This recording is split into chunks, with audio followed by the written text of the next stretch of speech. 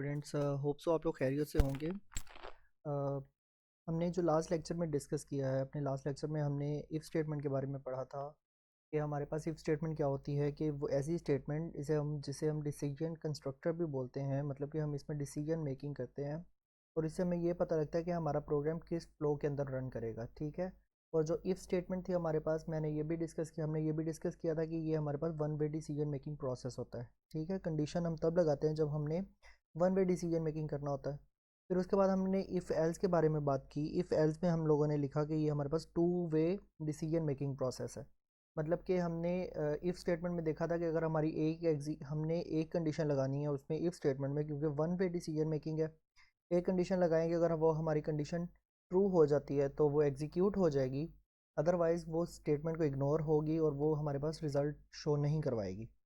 If else में हम लोगों ने देखा था हमारे पास two way decision making process था। उसमें हमारे पास अगर एक स्टेटमेंट डिस्प्ले एग्जीक्यूट हो रही ट्रू थी तो वो एग्जीक्यूट हो रही थी, और दूसरी स्टेटमेंट के ऊपर भी एल्स की कंडीशन लगी हुई होती है। अगर हमारे पास पहली कंडीशन फॉल्स हो रही है तो दूसरी कंडीशन ऑटोमेटिकली ट्रू होगी। तो इसलिए हम इफ़ एल्स स्टेटमेंट यूज़ करते हैं, क्योंकि ये हमारे पास two way decision making process है। उसके बाद हमारे पास आज है लेक्चर नंबर 4। हम देखते हैं हमारा लेक्चर नंबर 4 आज किस चीज़ पे है। हमारा लेक्चर नंबर 4 है इफ़ एल्स स्टेटमेंट पे। क्योंकि इफ़ एल्स स्टेटमेंट में हमारे एक चीज़ रह गई थी, कंडीशनल ऑपरेटर। अब हम वो देखेंगे कि इफ़ एल्स में हमारे पास कंडीशनल ऑपरेटर होता क्या है और इसका प्रोग्राम क्या होता है। हम इसे प्रोग्राम एग्जांपल के थ्रू भी एक इसे रन करवा के देखेंगे। कंडीशनल ऑपरेटर हम देखेंगे कि क्योंकि ये to way decision making process हमारे पास इफ़ एल्स, तो इसमें हम देखेंगे कंडीशनल ऑपरेटर का हमारे पास काम क्या है। हमारे पास जो कंडीशनल ऑपरेटर होता है ये to way decision making process में यूज़ होता है, use in a place of simple if else statement. ठीक है। मतलब कि हमारे पास जब भी सिंपल इफ़ एल्स स्टेटमेंट बनाएंगे हम लोग, ये उस स्ट्रक्चर के अंदर यूज़ होगा। इसको हम किस दो साइन से डिनोट करते हैं। एक हमारे पास होता है ये वाला साइन क्वेश्चन मार्क का, एंड ये दूसरा साइन। ठीक है। दो हम इसे यूज़ करेंगे हमारे पास दो साइन से। Three operands are use with conditional operator. इसको हम टर्नरी ऑपरेटर भी बोलते हैं, मतलब कि इसमें हमारे पास एक कंडीशन लगी हुई होती है और दो ऑपरेटर्स लगे हुए होते हैं। ठीक है। मतलब कि हमारे पास एक कंडीशन लगी हुई होगी और उसके अलावा हमारे पास दो ऑपरेटर, इस वजह से हम लोग बोल रहे हैं कि इसमें हमारे पास दो कंडीशन दो एक्सप्रेशंस लगी हुई होंगी। इसका जनरल जो सेंटेक्स है ये देखिए हमारे पास, इसको हम टर्नरी इस वजह से बोल रहे हैं क्योंकि इसमें तीन चीज़ें यूज़ हो रही हैं। सबसे पहले कंडीशन लगेगी, उसके बाद एक्सप्रेशन वन आएगी और एक्सप्रेशन टू आएगी। इसका मतलब ये है कि हमारे पास जब भी कोई स्टेटमेंट, जैसे कि हम इफ़ एल्स में लिखते होते थे, पहले इफ़ की स्टेटमेंट देते होते थे फिर हम एल्स की स्टेटमेंट देते थे, लेकिन हम अब ये जो है कंडीशनल ऑपरेटर हम तब यूज़ करेंगे जब हमने उन दोनों एक्सप्रेशंस को एक ही लाइन के अंदर लिखना हुआ हो एक कंडीशन के साथ, तो हम ये कंडीशनल ऑपरेटर यूज़ करेंगे। Both expression one and expression two can be arithmetic expression और कांस्टेंट वैल्यूज़ और वेरिएबल्स। मतलब कि हमारे पास जो एक्सप्रेशन ए होगी और बी होगी दोनों अरिथमेटिक होनी चाहिए। ठीक है। मतलब कि हमारे पास वो दोनों जो भी हम एक्सप्रेशंस यूज़ करेंगे वो हमारे पास अरिथमेटिक होनी चाहिए। Other statement of C as input and output statement can also be used in the place of, मतलब कि हमारे पास इनपुट स्टेटमेंट भी यूज़ कर सकते हैं, आउटपुट स्टेटमेंट भी, दोनों में हम यूज़ कर सकते हैं एक्सप्रेशन ए के तौर पे और एक्सप्रेशन बी के तौर पे। इसकी हमारे पास एक एग्जांपल दी गई है, ये हम आगे जाके परफॉर्म करके देखेंगे कि इसका हमारे पास प्रोग्राम क्या है। ये हमारे पास एक छोटा सा प्रोग्राम दिया गया है। इसमें हमारे पास मेन स्टेटमेंट में हम लोगों ने लिखा हुआ है कि हमारे पास दो वेरिएबल्स हैं एक्स और वाई, हमने इनमें से मिनिमम नंबर फाइंड करना है। ठीक है। एक्स को वैल्यू असाइन कर दिया, वाई को वैल्यू असाइन कर दी। इन दोनों इस प्रोसेस को हम क्या बोलते हैं कि हमारे पास इनिशियलाइजेशन हो रही है। उसके बाद हम देखेंगे कि हमने मिनिमम की कंडीशन लगानी है। हम देखना है कि इन दोनों में से मिनिमम कौन सा है। Minimum is equal to x less than y. S जो होगा हमारे पास, अगर एक्स लेस देन वाई होगा और हमारे पास हमने दोनों आगे वेरिएबल्स की वैल्यूज़ भी दे दी है, एक्स को भी हमने चेक करवाना है और वाई को भी चेक करवाना है। उसमें हमारे पास जो प्रिंट एफ आएगा, मतलब कि मिनिमम नंबर जो भी होगा वो हमारे पास स्क्रीन के ऊपर डिस्प्ले हो जाएगा। इसका एक आगे प्रोग्राम है, वो हम आगे रन करवा के देखते हैं। हम यहाँ से कोई भी सोर्स फाइल न्यू ले लेंगे। मैं इसे ले देता हूँ, सी ओ के नाम से लिख देता हूँ क्योंकि कंडीशनल ऑपरेटर है हमारे पास, डॉट सी पी पी। ठीक है। अब हम देखेंगे कि कंडीशनल ऑपरेटर में हम एक ऐसा प्रोग्राम सॉल्व करवाने जा रहे हैं। लास्ट पर क्लोज कर देते हैं। एक ऐसा प्रोग्राम सॉल्व करवाने चाहते हैं जिसमें हम दो नंबर एंटर करवाएंगे और डिस्प्ले करेंगे कि लार्ज नंबर कौन सा है। ठीक है, कंडीशनल ऑपरेटर को यूज़ करते हुए हम देखेंगे कि इसमें लार्ज नंबर हमारे पास कौन सा यूज़ हो रहा है। मतलब कि दो नंबर्स लेंगे, उन दोनों का कंपैरिजन करवाएंगे आपस में, तो हमें पता लगेगा कि हमारे पास लार्ज नंबर कौन सा है। stdio.h। उसके बाद हम चले जाएंगे अपनी सेकंड स्टेटमेंट के ऊपर, जो हमारी लाइब्रेरी फ़ाइल है, जो हमारी हेडर फाइल है। उसके बाद हम अपने मेन फंक्शन की तरफ जाएंगे, void main।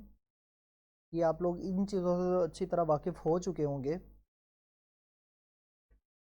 उसके बाद हमने इंटीजर लिया, साथ हमने लिया x, एक ले लिया, और दूसरा हमने ले लिया y। मतलब कि हमने दो इंटीजर लेने हैं, ठीक है।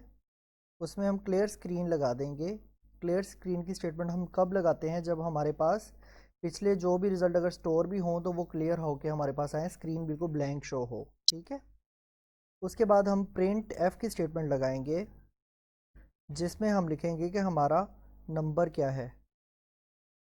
सेमीकोलन देंगे, वो हमारे पास जो होगा, हम कोटेशन मार्क देंगे, उसके अंदर लिखेंगे कि एंटर फर्स्ट नंबर। उसके बाद कोटेशन मार्क बंद करेंगे। मतलब कि हम यहाँ इज इक्वल टू का साइन भी लिख सकते हैं कि हमने इज इक्वल टू के बाद वो वैल्यू लिखनी है। उसके बाद हम स्कैन एफ का फंक्शन दे देंगे। मतलब कि हमने अब इंटीजर वैल्यू ली है तो परसेंटेज डी, और कोटेशन मार्क बंद करेंगे, एंड एक्स। मतलब कि एक्स की वैल्यू हमने इसमें स्टोर करवानी है, एक एक्स की वैल्यू हमारे पास इधर डिस्प्ले होगी, ठीक है। उसके बाद चले जाते हैं हम प्रिंट एफ फंक्शन दोबारा लिखेंगे, क्योंकि हमारे पास दूसरी स्टेटमेंट भी तो है, हमने दूसरा नंबर भी तो एंटर करवाना है। तो हम यहाँ अपना दूसरा नंबर एंटर करवाएंगे, enter second number equals to, ये हमारे पास सेकंड नंबर हमने एंटर करवाया। अब स्क्रीन के ऊपर प्रिंट करवाने के लिए हमें स्कैन एफ का फंक्शन देना पड़ेगा, क्योंकि हम यहाँ इंटीजर वैल्यू यूज़ कर रहे हैं, तो परसेंटेज डी का साइन आएगा, परसेंटेज डी का साइन आएगा। उसके बाद एंड हम इस वजह से यूज़ कर रहे हैं क्योंकि यहाँ हमने जो भी वैल्यू है हमारे पास शो होगी, वो वाई की वैल्यू शो होगी, ठीक है। ये हमारे पास दो स्टेटमेंट्स हो गए। अब हमने यहाँ लगाना है अपना कंडीशनल ऑपरेटर। अब हमने कंडीशन में क्या देखना है कि अगर x हमारे पास y से बड़ा हो, x greater than y, then हमारे पास क्या है, ठीक है। ये हमने कंडीशन लगा दी है। उसके बाद हम लगाएंगे क्वेश्चन मार्क, ये इसका सिंटैक्स है। अब हम देंगे प्रिंट एफ की स्टेटमेंट, मतलब कि अब हमने एक ही लाइन में दोनों स्टेटमेंट्स को प्रिंट करवाना है, ठीक है। प्रिंट एफ हमारे पास परसेंटेज डी इज़ लार्जर, ठीक है। मतलब कि हमारे पास नंबर वन पे हमने जो लिखी हुई है वैल्यू, वो वाली लार्जर है हमारे पास, या हमारे सेकंड नंबर वाली भी लार्जर है, ठीक है। Percentage D is larger. अब हमें कैसे पता लगेगा यहाँ कौन सी वैल्यू है, हम यहाँ आर्ग्यूमेंट दे देंगे कि एक्स की वैल्यू फर्स्ट में आएगी, ठीक है। अब दरमियान में हम लगाएंगे अपने कॉलन।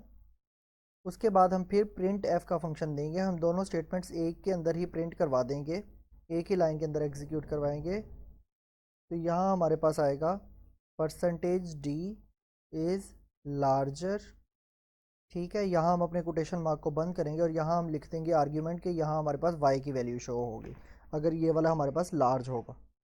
उसके बाद हम देंगे अपना गेट करेक्टर का फंक्शन। उसके बाद हम अपनी करली ब्रेसेस को बंद कर देंगे, मतलब कि हमारा प्रोग्राम यहाँ मुकम्मल हो चुका है। अब हम देखेंगे कि हमारे पास ये वाले इसमें कोई एरर तो नहीं आ रहा। ऑल्ट F9 प्रेस करेंगे तो हमारे पास ज़ीरो एरर शो हो रहे हैं इसमें, मतलब कि हमारे पास कोई एरर नहीं आ रहा। अब हम इसे रन करवाएंगे स्टेटमेंट को। पहला नंबर हम एंटर करवा लेते हैं, हमारे पास 25। दूसरा नंबर हम एंटर करवा देते हैं 63। अब देखना है इनमें दोनों में से लार्जर कौन सा है। 63 इज़ लार्जर, ठीक है। ये हमारे पास एक का रिजल्ट हो गया।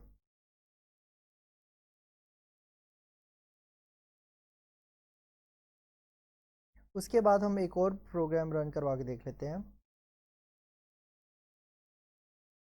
88 करवा लेते हैं यहाँ और 120 यहाँ करवा लेते हैं। अब हमारे पास 120 लार्जर आ रहा है। ठीक है, अब हम फर्स्ट वैल्यू को हम ले लेते हैं, कैपिटल ज़्यादा लार्ज वैल्यू ले लेते हैं, उसको करवा लेते हैं 125। सेकंड नंबर हम एंटर करवाते हैं 99। अब हमारे पास 125 लार्जर आएगा। यहाँ तक क्लियर है। अब हम लोग चलते हैं अपने नेक्स्ट प्रोग्राम की तरफ,